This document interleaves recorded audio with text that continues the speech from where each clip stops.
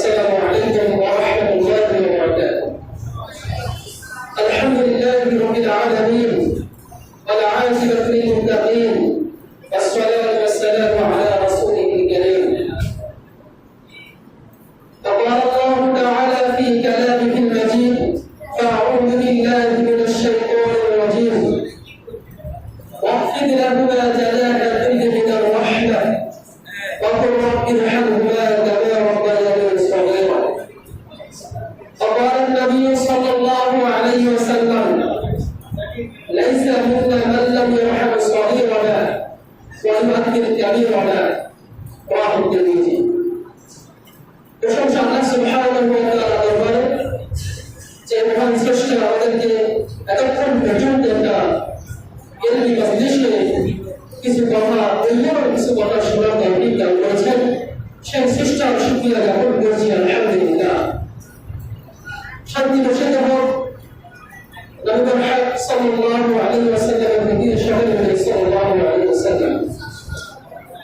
সম্মানিত সুধী, সত্যিকারে আমাদের সমাজে, আমাদের বিদ্যালয়ে প্রত্যেকটি মহলে আমরা লক্ষ্য করছি বড় ছোটদের প্রতি শ্রদ্ধা, ভক্তি, সম্মান, ভালোবাসা একটা বিগত ভাব দিন দিন হ্রাস পাচ্ছে।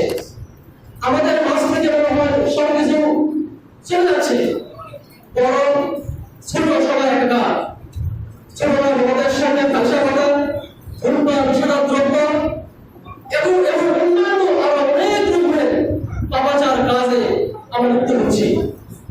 সত্যিকার এই কোরআন হাদিসে বড়দের প্রতি সম্মানে অনেক গুরুত্ব আরোপ করেছে, বড়দের প্রতি সম্মানে অনেক গুরুত্ব রয়েছে। আজ আমরা সকলে একটা স্টুডেন্ট, ছাত্র।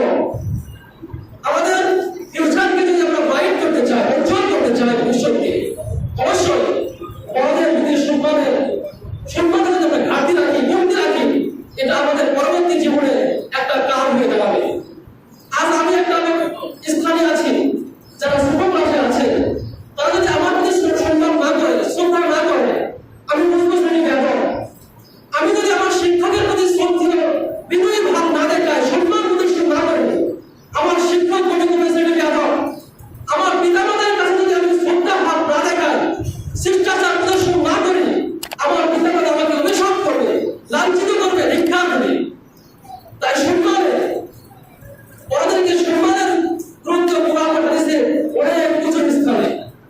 আল্লাহ সুবহানাহু ওয়া তাআলা পিতামাতাদেরকে সম্মান দেওয়ার জন্য তারা আমাদের থেকে মান, মর্যাদা, বয়স সকল দিকে অনেক ঊর্ধ্বে, অনেক উঁচুতে আল্লাহ সুবহানাহু ওয়া তাআলা তার ইবাদত করার পরেই পিতামাতাকে সম্মানের স্থান দিয়েছে। সুবহানাল্লাহ।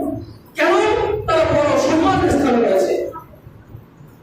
আল্লাহ রাসূল সাল্লাল্লাহু আলাইহি ওয়াসাল্লাম বলেছেন, তিরমিজির হাদিস, এই হাদিসের মধ্যে আল্লাহ রাসূল যেমন ধিক্কার দিচ্ছেন, তেমন ভাবে আমাদেরকে সম্মান প্রদর্শন করার জন্য উৎসাহ প্রদান করেছেন। নবী সাল্লাল্লাহু আলাইহি ওয়াসাল্লাম বলেছেন, লাইসা মিন্না, ওই ব্যক্তি আমার অন্তর্ভুক্ত হবে না, আমার উম্মতের অন্তর্ভুক্ত হবে না, মাতলাম যে ব্যক্তি রাহমান সাগীরা, ছোটদের প্রতি ছোটদেরকে স্নেহ করে না, ছোটদেরকে ভালোবাসে না, আদর করে না, ওয়ালাউয়াক্কির কাবীরা, আর যারা বড় রয়েছে তাদেরকে সম্মান করে না, শ্রদ্ধা করে না, তারা আমার উম্মতের অন্তর্ভুক্ত নয়। আমরা যদি সম্মান না করি, শ্রদ্ধা না করি, তাহলে আমরা তার ভালো উন্নত হতে পারবো না, তার উন্নতের অন্তর্ভুক্ত হতে পারবো না। সকল সালাত তো সম্মান করেছেন। আব্দুল্লাহ ইবনে আব্বাস রাদিয়াল্লাহু তাআলা আনহু বলেছেন যে বড়দের প্রতি সম্মান প্রদর্শন করা সুন্নাত। ওমর বিন খাত্তাব রাদিয়াল্লাহু তাআলা আনহু বলেছেন, তাওয়াদু, তোমরা বিনয়ী হও, তোমরা নম্র হও, ভদ্র হও। ইমান ওই ব্যক্তির জন্য তাতে আল্লাহ মিনহু, যার থেকে তোমরা শিক্ষা গ্রহণ করো, যার থেকে ইলম নাও, যার থেকে বিদ্যা নাও, তার থেকে তোমরা শিক্ষা গ্রহণ করো, তার থেকে তোমরা বিনয়ী হও। সুতরাং আমাদের যারা শিক্ষক রয়েছে, তারা আমাদের থেকে সকল দিকে বড়, আমাদের থেকে বয়সে বড়, আমাদের থেকে জ্ঞানে বড়, আমাদের থেকে মান মর্যাদায় বড়, কিন্তু আমরা অনেক সময় দেখি আমরা